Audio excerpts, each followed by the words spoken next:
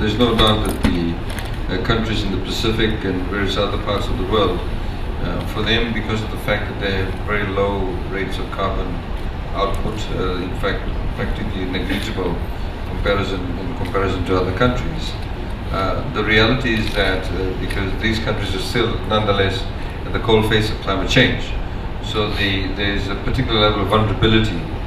But that's not to say that other countries aren't also vulnerable. I mean, I was reading some statistics that with the current sea level rises, a country like Bangladesh will lose about 17.5% of its total landmass. We have, of course, inundation of water in other parts of the world, even various continents in the coastal areas. And then we've got issues such as climatic events that even affects countries in Africa, in North America, and what have you. But I suppose the vulnerability for countries like Pacific Island countries in particular, given sea level rises, will become a lot more vulnerable, so to speak, and our needs are a lot more immediate. But climate finance also addresses issues of pertaining to us meeting our NDCs. That is on the mitigation side of things. So, for example, in Fiji's case, we've said that we'll reduce our carbon footprint by 30% by 2030, which means obviously there are two key areas that we're looking at doing that. One of them is through the energy sector. In other words, the sources of our energy needs to be more dependent on renewable energy. The second one, of course, is things like transportation. A lot of people take buses in Fiji. They're all privately owned. So we need to bring in technology, buses that use more sort of renewable energy sources to be able to make the transition and reduce our carbon footprint.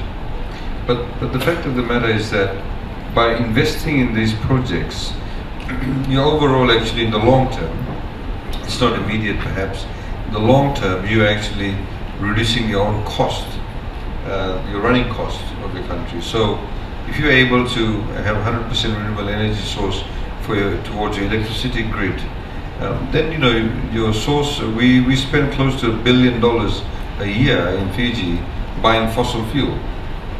So a major component of that is to run the diesel generators, is to run the buses. So if we are able to reduce that, then obviously it's good for our balance of trade payments situation. It also then, I think the other point that is very critical is we need to be able to ensure that our people have this uptake of this new methodologies we're using, new technologies we're using, and get them to be trained in it. We very firmly believe that the Pacific countries need to collaborate a lot more in this space. So we need more of our people trained, for example, as electricians who may deal with renewable energy sources, and that can only be done through the economies of scale. But I think we need to understand that, and I completely,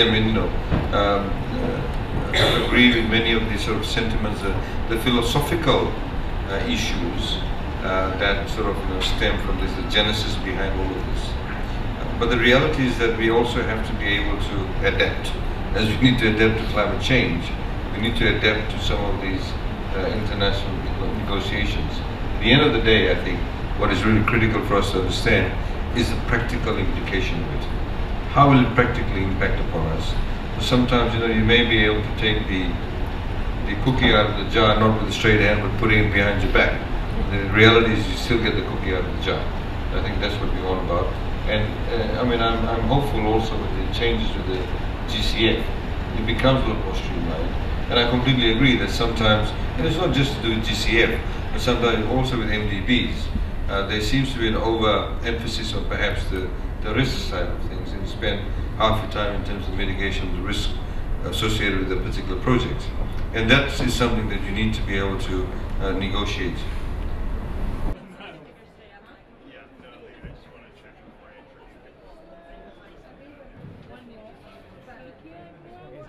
Spectacle was that it was the first time in the history of, so that was the first unusual piece. The second is to offer some opening remarks. I'm going to perhaps probe a little. We had UN Environment running a session at the annual to be better aligned to sustainable development outcomes, including speaking as somewhat of a geek was quite a breakthrough. It was a discussion where far from governors of central banks saying actually how the financial system works, social and broader climate outcomes is our business here today. And at the same meeting, story. With that, I don't know who wants to start. Arthur, do you want? Oriented perspective to something that's long-term, taking into account the